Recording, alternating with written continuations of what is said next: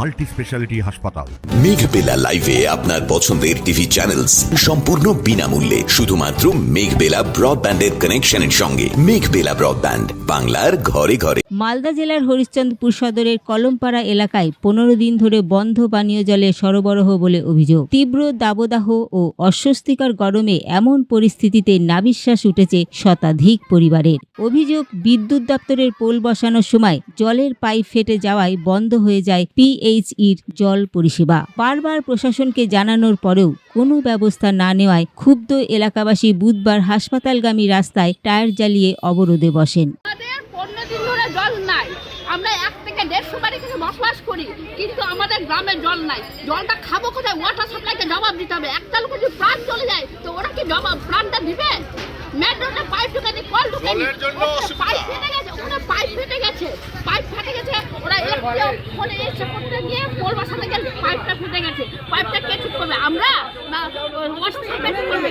আমাদের জল দিচ্ছে না।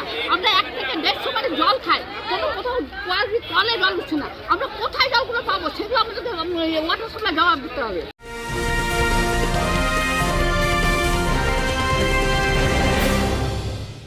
উত্তর 24 পরগনা ও তার আশপাশের এলাকার মানুষের সেবায় ক্যাথল্যাবের মতো অত্যাধুনিক সুবিধা নিয়ে পরিষেবায় ব্রতী সারদা মাল্টি স্পেশালিটি হাসপাতাল।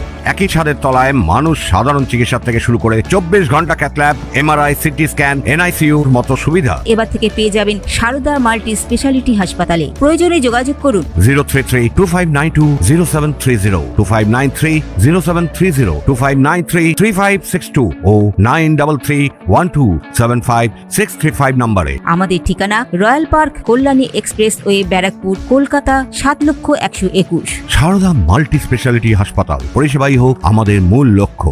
আমাদের হরিশ্চন্দ্রপুরে জলের অভাব, খুবই জল নাই। 15 দিন থেকে আমরা জলের অভাবে করছি, তার জন্য আমরা জল চাই। ওয়াটার সাপ্লাই কোনো জবাব নাই, তার জন্য আমরা এটা চাইছি যে আমাদের কি অভাব। আমাদের প্রশাসন কিছুই আমাদেরকে বলছে না, যে গ্রামের মধ্যে এসে বলবে যে না এই কারণে জল আসছে না, বা পাইপ দিচ্ছি বা কোনো কিছুর প্রবলেম নাই। জল কেন দিবে না?